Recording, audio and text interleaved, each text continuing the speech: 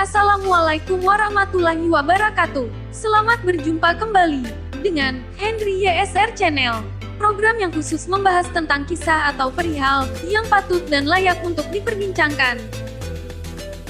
Baik, pada segmen kali ini, kita akan membahas tentang awal mula munculnya raksasa otomotif dunia.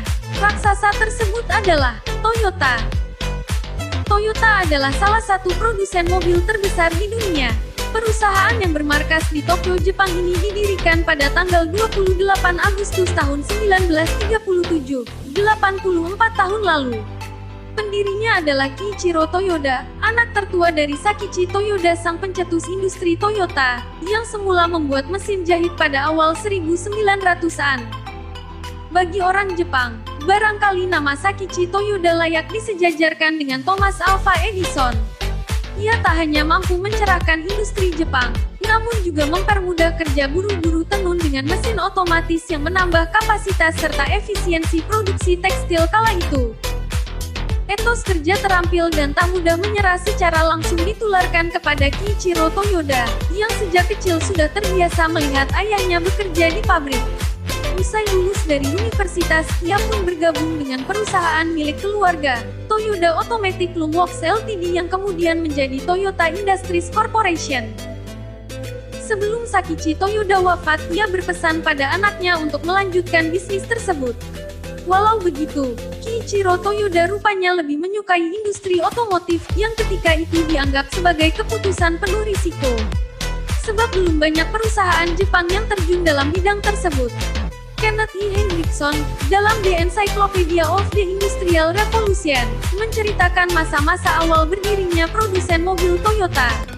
Rencana Kiichiro Toyoda yang bakal memproduksi kendaraan di dalam negeri ternyata langsung mendapat dukungan dari pemerintah Jepang.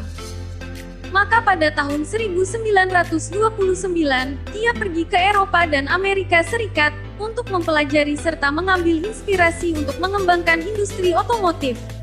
Berkali-kali ia keluar masuk pabrik di Detroit dan mempelajari tiap sudut mobil-mobil Chevrolet maupun Ford, sebelum membuat sendiri mobil yang telah lama ia impikan. Sepulangnya dari mancanegara, sebuah mobil bernama Model E1 akhirnya tercipta pada tahun 1935. Menariknya, mobil ini bisa bertukar komponen dengan sedan-sedan Amerika, yang pada saat itu memang mendominasi ruas-ruas jalanan Jepang. Tak lama berselang, Kiichiro Toyoda pun mulai mendirikan Toyota Motor Company, sebagai anak perusahaan Toyoda Automatic Loom Works. Nama Toyota sengaja dipilih karena dianggap punya keberuntungan lebih baik dan lebih mudah ditulis dalam huruf Jepang. Selama Perang Dunia Kedua, Toyota dilibatkan dalam memproduksi kendaraan militer, yang lahir dari pabrik di Pulau Honshu. Truk-truk tahan banting ini bahkan menjadi cikal bakal Toyota Land Cruiser, yang sukses terjual di Amerika Serikat dan seluruh dunia di kemudian hari. Setelah kematian Kiichiro Toyoda tahun 1952, perusahaan makin gencar memproduksi mobil dan mulai mengekspor ke negara-negara di dunia. Laman Britannica mencatat pada tahun 1966 Toyota mulai mengakuisisi perusahaan bus dan truk besar Hino, Nippon Denso, juga Daihatsu Motor Company. Kini Toyota pun muncul sebagai produsen mobil yang memiliki fasilitas produksi di banyak negara, mulai dari Argentina, Brasil, Kanada, Cina, Kolombia, Republik Ceko, Mesir, Perancis, Malaysia, Meksiko, Filipina, Polandia, Portugal, Rusia, Afrika Selatan, Sri Lanka, Thailand, Turki, Uni Emirat Arab, Inggris, Amerika Serikat, Venezuela, Vietnam, juga Indonesia. Awal mula Toyota masuk ke Indonesia, mobil pertama yang diproduksi di Indonesia bukanlah mobil asal Jepang, tapi dari Amerika Serikat. Produsen pertama yang membuat mobil di tanah air adalah General Motor yang mendirikan pabrik di Tanjung Priok pada tahun 1920. Hingga tahun 1970-an, Toyota disebut telah berhasil menjual lebih dari 1 juta kendaraan secara global. Bahkan selama beberapa dekade, Perusahaan ini menjadi produsen mobil terbesar di Jepang dan terus berkembang di pasar Amerika Serikat. Toyota pun terkenal sebagai merek kendaraan berbiaya rendah, hemat bahan bakar, serta handal. Seperti yang ditunjukkan pada Corolla, sedan paling laris di dunia. Menurut wartawan otomotif Indonesia James Luhu 5 dalam sejarah mobil dan kisah kehadiran mobil di negeri ini, pabrik tersebut ketika itu masih terbatas untuk merakit beberapa komponen menjadi mobil utuh. Pada tahun 1938, pabrik diperluas dan menjadi pemasok utama mobil-mobil Amerika sebelum dikirim ke kota-kota besar seperti Surabaya, Yogyakarta, dan yang lainnya. Pabrik tersebut lantas diakuisisi pemerintah dan hidup kembali sekitar tahun 1970-an, ketika diambil alih Astra untuk merakit truk-truk Chevrolet. Tak lama berselang, pemerintah mengeluarkan regulasi yang mengharuskan perusahaan untuk mendirikan agen tunggal pemegang merek atau ATPM, sebelum memasarkan mobil di Indonesia.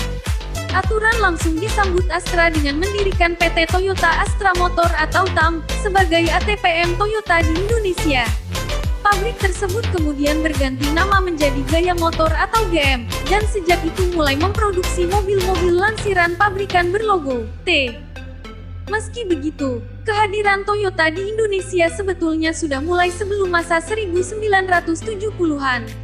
Pada tahun 1961, James Luhu 5 mencatat, sebanyak 100 unit Jeep Toyota beratap kanvas alias Land Cruiser FJ Series dibeli oleh Kementerian Transmigrasi, Koperasi, dan Pembangunan Masyarakat Desa untuk disebar ke daerah-daerah. Kehadiran Land Cruiser sebagai generasi awal Toyota di Indonesia tak sendirian. Waktu itu datang juga beberapa unit Toyota Tiara yang diimpor oleh mendiang A.H. Budi, pendiri Nasmoko Group. Mobil-mobil yang hadir ini barangkali jadi gelombang pertama masuknya mobil Jepang ke Indonesia, yang kemudian diikuti juga oleh merek-merek lainnya. Sayang, Perang Dunia Pertama dan Kedua berdampak pada berhentinya aktivitas pabrik di sebelah utara Jakarta itu. Situasi awal masa kemerdekaan Indonesia yang tak menentu turut membuat kegiatan pabrik tersendat. Terlebih keinginan Belanda yang ingin menguasai kembali Indonesia membuat situasi makin rumit. Akhirnya setelah konferensi meja bundar ditandatangani pada tahun 1949, Belanda menyerahkan kedaulatan ke Indonesia tanpa syarat. Situasi ekonomi berangsur membaik, namun perkembangan industri otomotif masih terganggu. Terutama setelah nasionalisasi perusahaan-perusahaan Belanda, termasuk General Motor di dalamnya. Demikianlah kisah menarik dari perjalanan perusahaan otomotif besar dunia, Toyota. Semoga bermanfaat dan dapat memberikan pencerahan bagi kita semua tentang seluk-beluk otomotif. Akhir kata saya ucapkan, terima kasih. Wassalamualaikum warahmatullahi wabarakatuh.